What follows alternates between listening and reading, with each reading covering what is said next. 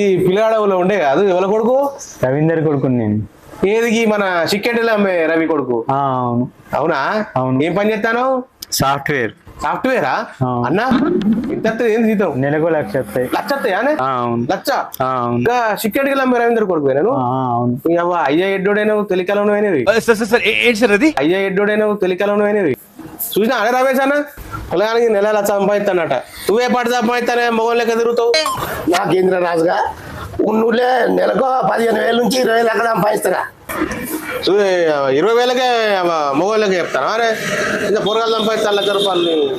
పోకపోయినా హైదరాబాద్కు. అవును రాజుగా, నన్ను అంటారు నువ్వు ఏ పాటు సంపాదిస్తాను రా? నాకేందే దొరపుట్టుగా ఎట్లా లేదన్నా నెలకు 3,000 నుంచి 3,500 సంపాదిస్తా నేను.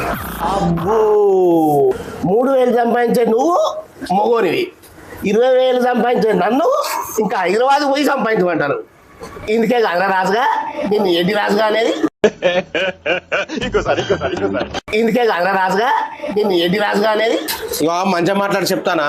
నన్ను ఏమన్నా మంచిగా కానీ ఎడ్డి రాదని అనుకో, ఏడులో కోపం నాకు తలకాయ వస్తుంది. మంచిగా మాట్లాడాలి.